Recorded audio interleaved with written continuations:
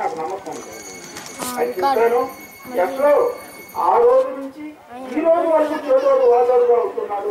ఈ శుభ సందర్భంలో అమ్మవార్ల పక్షాన అయ్యా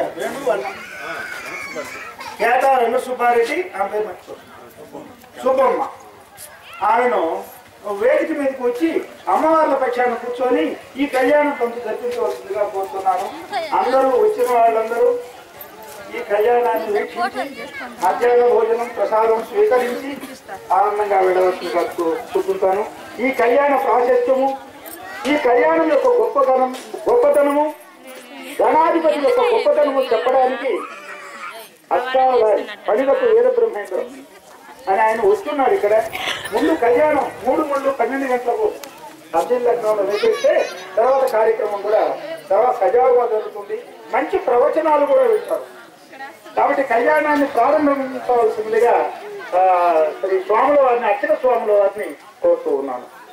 వేదిక మీదకి చెంచల్ రెడ్డి, ప్రభావతమ్మ, కేతా వెంకట సుబ్బారెడ్డి, సుబ్బమ్మ వాళ్ళు వేదిక మీదకి వచ్చి కూర్చోవలసిందిగా ప్రార్థిస్తున్నాను.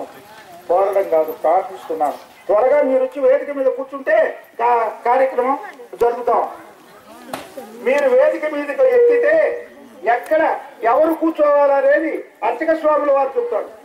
అమ్మవారి వైపు కూర్చునే వాళ్ళు ఎలా కూర్చోవాలి, అట్లాగే స్వామి వారి వైపు కూర్చునే వాళ్ళు ఎక్కడ కూర్చోవాలి అనేటువంటి చెప్తారు. వేదిక మీదకి ఎక్కవలసిందిగా కోరుతున్నాం.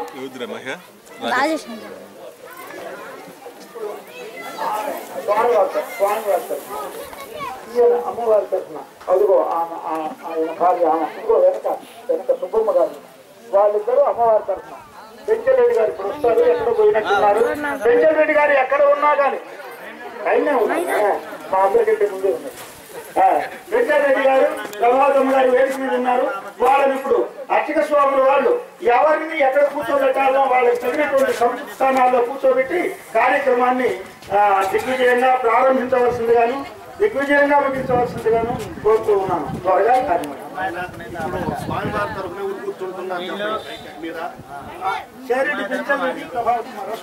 గోత్రం చెప్పండి. చందనాలంకారంతో కూడా అలంకరింపజేసింది కళ్యాణ స్వామి వారి, వారికి మా కృతజ్ఞతలు. ఈ వీటిలో చాలా గొప్ప విషయం ఏంటి అంటే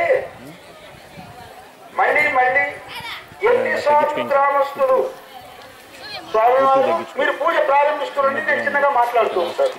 పూజ ఆపకుండా చేస్తారు. మళ్ళీ ఎన్నిసార్లు అయినా కొంచెం సేపు అలా విశ్రాంతిగా వినాలనిపిస్తుంది. నేను ఎప్పుడో 7:30 8 రాత్రి ఇంటికి వచ్చినప్పుడు అది ఇంటూ ఉంటే 6:30 నుంచి 7:30 వరకు వేస్తారు.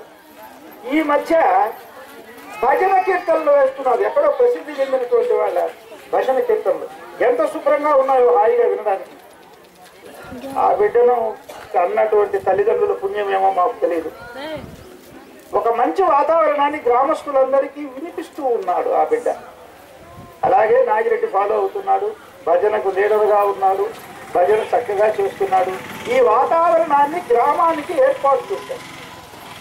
ఇందుకు చిన్నవాడైన ఆ అబ్బాయిని రాజేష్ని ఆశీర్వదిస్తూ ఆ తల్లిదండ్రుల పూర్వపుణ్యాన్ని విశేషిస్తూ ఇక కార్యక్రమాన్ని మొదలుపెట్టవలసిందిగా, త్వరగా ప్రారంభించవలసిందిగా కోరుతూ ఉన్నాను.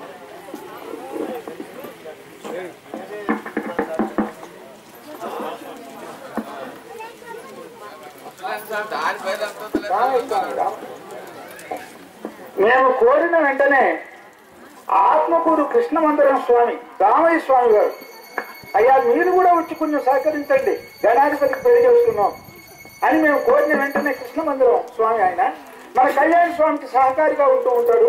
చాలా కార్యక్రమాలకు వీళ్ళిద్దరూ కలిసి వెళ్తున్నారు.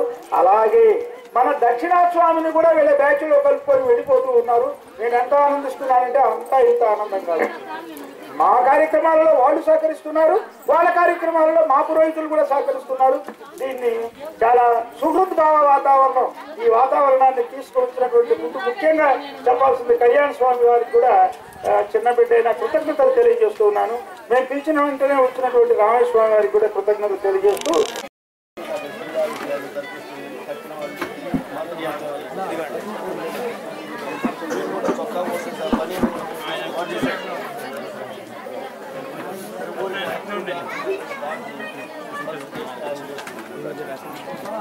సరే నేను ఇక్కడ కూర్చుంటాను.